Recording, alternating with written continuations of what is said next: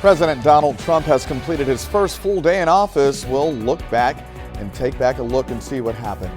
Plus, Illinois workers with disabilities are getting a pay hike. Hear how the state will phase out its sub-minimum wage. Temperatures have already dropped below zero in parts of the Wabash Valley. It's going to be another cold start to Wednesday, but there's a warm-up on the way. We'll talk about that coming up. Live, local, late breaking. This is News 10 Night Watch. Good evening to you and thank you for joining us. After Monday's inaugural pomp and pageantry, President Trump hosting Republican congressional leaders at the White House Tuesday to talk about how to implement his agenda. Karen Kafa is in Washington with the very latest. People in the South are dealing with what some are calling a generational winter storm event. Hear how officials are telling residents they should deal with the impact. And Marty Ledbetter will have a look at your day's sports. Well, it was a bitterly cold day across the Wabash Valley, and it's going to be another cold night, but there is a little relief on the way. It's going to take us a little bit to get there, but I'll let you know when to expect above average temperatures again coming up. First, here are the numbers from today. You're watching News 10 Night Watch on WTHI.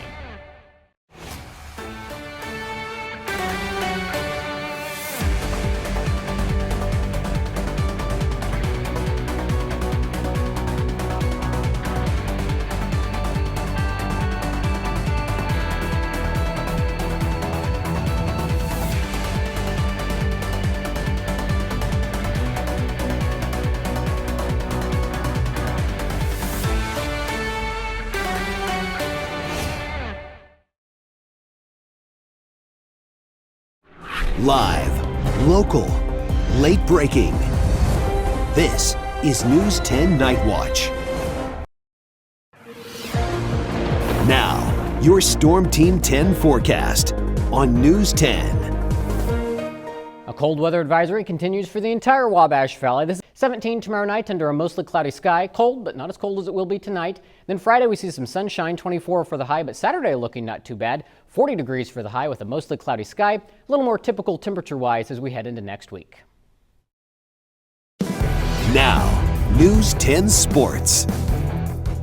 Hello and welcome into sports. Indiana State men's basketball has hit a bit of a wreck. The Boilermakers winning this one 73-70.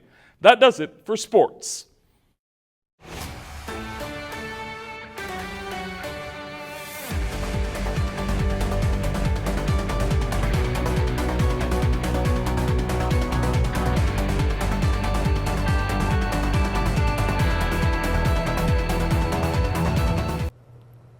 Welcome back. I'm Stacy Schooler, and here's a look at what's making news right now. Today, Indiana Senator Todd Young and other senators reintroduced the Take It Down Act in Congress. This legislation would criminalize the publication of non-consensual sexual images, including AI-generated deepfakes, and require platforms to remove images within 48 hours of notice.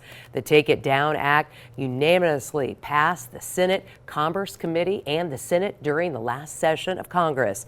The bill has also received widespread support from over 100 organizations, including victim advocacy groups, law enforcement, and tech industry leaders. Now the bill goes on to the House of Representatives for its vote.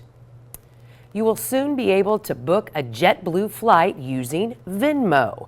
JetBlue announced today that the payment option is available on its website. Passengers will be allowed to use their Venmo accounts to purchase flights online. JetBlue said this is a first for airlines, and the payment option will be available in the coming months on their mobile app. The South was slammed yesterday with what the National Weather Service called a generational winter storm event. Bone-chilling temperatures have 40 million people from Texas to the Carolinas under winter weather alerts. New Orleans, Louisiana, and Mobile, Alabama have already set new one-day snowfall records. Snowfall totals broke records dating back to the late 1800s. Well, some of Houston's finest took a break from calls to engage in a fun snowball fight this morning. The city of Houston took to X to post a video of city firefighters and police officers laughing and enjoying the snow between calls. Please continue to stay off the roads and stay warm and stay safe. The post reads, as the South gets hit with a historic winter storm, these first responders are showing us how to make the most of it. How fun is that? Just like some kids right there.